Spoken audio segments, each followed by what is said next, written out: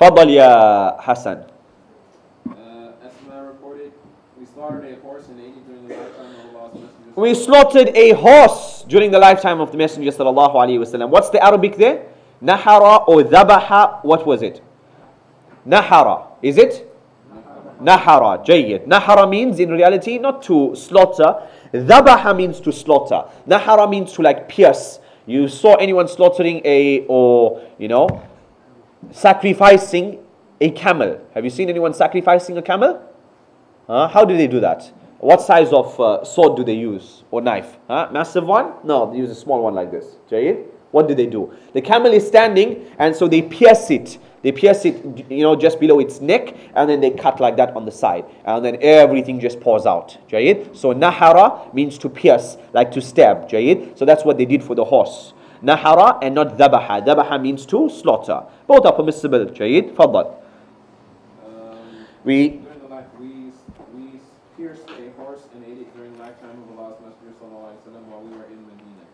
Jameel. So Asma bint Abi Bakr, she states that we slaughtered or we sacrificed this horse during the lifetime of the Messenger sallallahu alaihi wasallam. What do you gauge from that? That it is permissible for us to eat horses. Jayyid, that's number one. Number two, the fact that she said we did this in Medina. Why is she mentioning that? We did this during the lifetime of the Messenger sallallahu alaihi wasallam. Why is she saying we did this during the lifetime? What's the point of benefit there? As opposed to saying before prophethood, or as opposed to saying after the death of the Messenger sallallahu alaihi wasallam.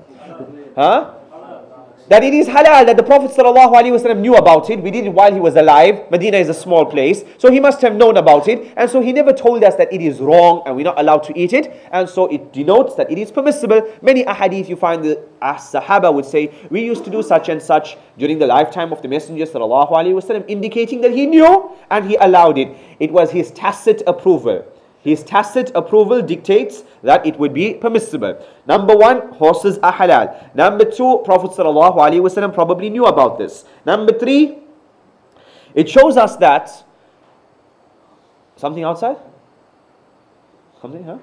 What's happening? Noticing the sweeper coming into our room. Oh, Jayyid, khair, inshallah. See, now you broke my train of thought.